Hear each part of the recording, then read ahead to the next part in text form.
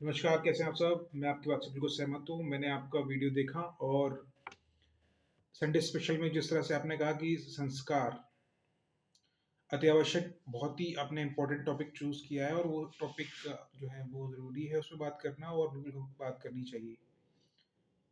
इस धरती पर श्री राम भगवान ने भी जन्म लिया। वो पुरुषोत्तम राम कहलाए और अपने आज्ञाकारी होने का उन्होंने प्रमाण दिया। जिस तरह से आपने कहा बिल्कुल सही है, क्योंकि उन्होंने अपने पिताजी के एक शब्दों को सम्मान करते हुए, उनकी बात को रखते हुए 14 साल के लिए वनवास चले गए। आज के युग में ऐसा तो मुझे नहीं लगता कोई मानता होगा अपने पेरेंट्स की इतनी बात।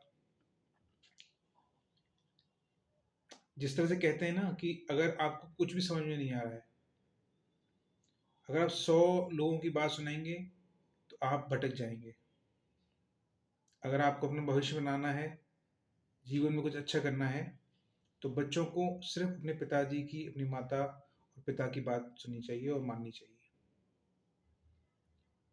अगर बिना एक्सक्यूज़ के हम अपने माँ और बाप की, अपने पिताजी की बात को मान लेते हैं, तो बिल्कुल करियर सफलता ज़रूर मिलती है। क्योंकि हमसे ज़्यादा हमारे पिताजी या हमारी माताजी जो हैं, वो हमसे ज़्यादा हमारे बारे में सोचते हैं, अच्छा सोचते हैं और चाहते हैं कि हम सफल हो जाएँ। हम किसी लायक बन जाएँ, सफल हो जाएँ, हमारा जीवन सक्सेसफुल हो जाए, हमें वो सारी खुशियाँ मिलें, सम्मान मिले। तो जब संस्कार की बात आती है, कल्चर की बात आती है, मोरल्स की बात आती है, तो डेफ़िनेटली हमें अपने पेरेंट्स की रिस्पेक्ट करनी चाहिए, पेरेंट्स की बात माननी चाहिए। हम जो मॉडर्निटी को देखते हैं, इस टेक्नोलॉजी से भरी ज़िंदगी को देखते हैं, तो बिल्कुल हम उनकी बात पर ध्यान नहीं दे पाते हैं। जीवन में ऐसा होता है, पर ऐसा नहीं करना चाहिए लोगों को। अगर वो ऐसा करते हैं, तो उनको सुधार करने की आवश्यकता है, सुधार करना चाहिए। लेकिन अपने पेरेंट्स की रिस्पेक्ट, पेरेंट्स के विचारों को अवश्य मानना चाहिए।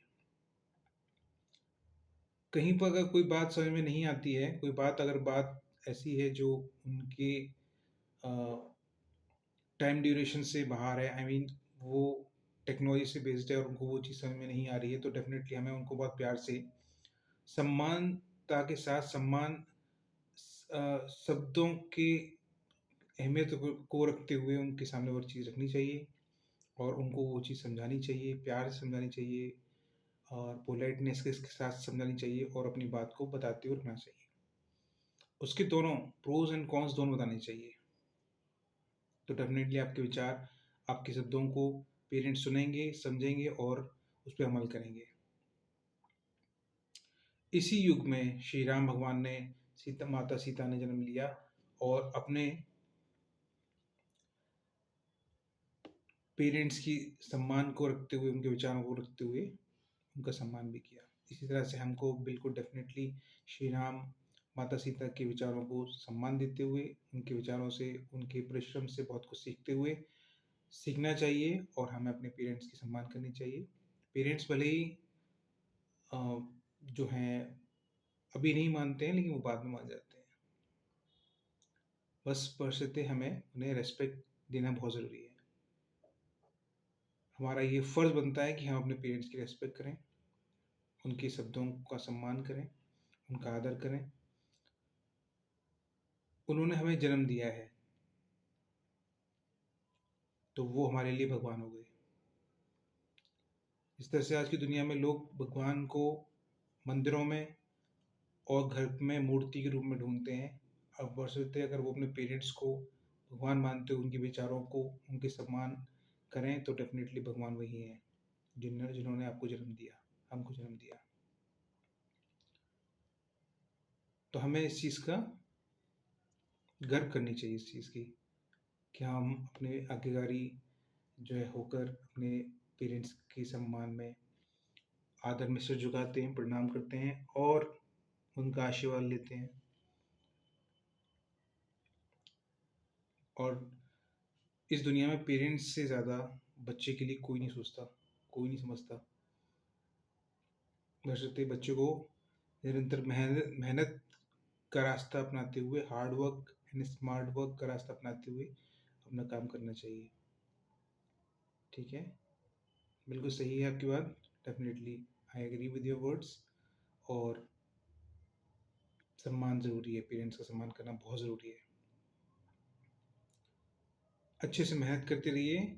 और बिल्कुल सही बात है आपने जो कहा कि अगर हम किसी बड़े सपने को देखते हैं तो बड़ा सपना तभी पूरा होगा जब हम ज़्यादा मेहनत करेंगे। तो ज़्यादा मेहनत करने के लिए हमें अपने दिमाग का सदुपयोग अच्छे से करना होगा, बिल्कुल करेंगे। और सफलता असफलता ये समय का खेल है, हमारे मेहनत पे डिपेंड करती है। जब हमारी मेहनत उस की लेवल के बराबर हो जाती है, सफलता के बराबर हो जाती है, तो डेफिनेटली हमें सफलता मिलती है। तो वही चीज़ है। कहीं न कहीं हमारी मेहनत में कमी रह जाती है, कहीं न कहीं हमारी मेहनत में थोड़ी-सी अ, लेज़ीनेस कह लो, या फिर उतना जल्दी रिवीज़न नहीं हो पाता है, या उस चीज़ को हम अच्छे से ग्रास्प नहीं कर पाते हैं या रिकॉग्नाइज़ नहीं कर पाते हैं, जो हम जल्दबाज़ी में चीज़ों को अ, लिखने से भूल जाते हैं। तो इन सब चीज़ों पर हमें ध्यान देना है। उस सब के लिए बेसिकली जो चीज़ है ना, वो यही है कि हमें नोट्स बनाने हैं। टॉपिक वाइज़ रिवीज़न करना है, बिल्कुल डेफ़िनेटली, और रिवीज़न ज़्यादा से ज़्यादा करना है। जैसे कि अभी मेरा 22 दिसंबर को एग्ज़ाम है, तो 22 दिसंबर को अपडेट, अब दिन तो ज़्यादा रह नहीं गए हैं। लेकिन मैंने जो है लास्ट ईयर्स के पेपर्स और करंट अफ़ेयर्स और जो स्कोरिंग सब्जेक्ट्स हैं, वो सब,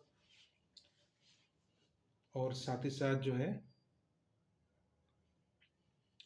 मैपिंग, राइट, हुज़ फर्स्ट, वो सब टॉपिक्स निकाल के रख लिए हैं। एग्रीमेंट्स, ठीक है, और इकोनॉमिक बेस्ड क्वेश्चन सारे निकाल के रख लिए हैं, वो सब। दूसरी चीज़ ये है कि करंट अफेयर्स अच्छे से करना है।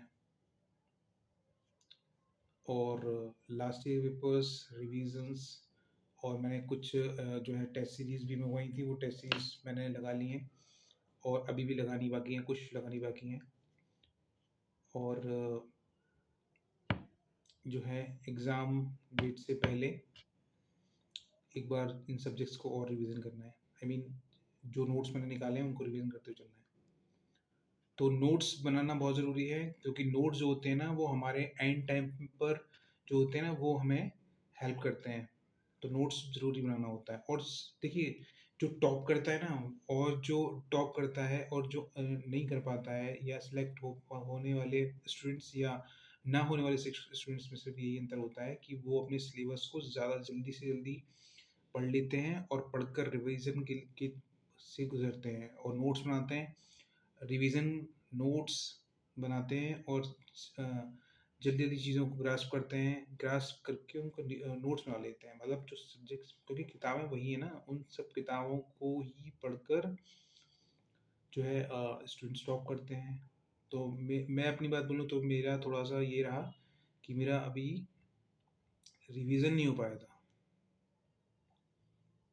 और मैंने थोड़ा सा लेट प्रिपरेशन स्टार्ट की थी। दूसरी चीज़ ये रही कि मेरा रिवीजन नहीं हो पाया था, तो रिवीजन जो है मुझे अब की बार वो गलती नहीं करनी है, जो गलतियाँ हमें दोबारा दोहरानी नहीं है। टाइम टू टाइम जो है अपना इंक्रीमेंट होना ज़रूरी है।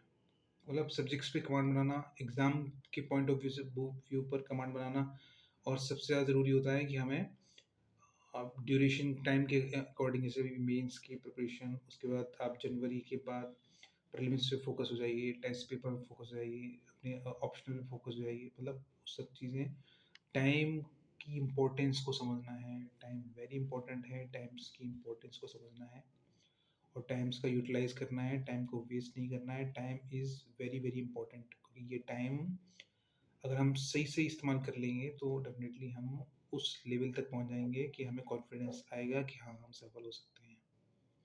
Okay, take care, have food on time, और अपना ध्यान रखो, खुश रहो, और मम्मी पापा का ध्यान रखो और उनकी बातों को मानो और अपना ध्यान रखते हुए अच्छी डाइट लेते हुए अच्छे से स्टडी करो, नोट्स बनाओ, रिवीजन करो, बिल्कुल टेंशन मत लो और खुश रहो। ठीक है, thank you so much, thank you, bye bye.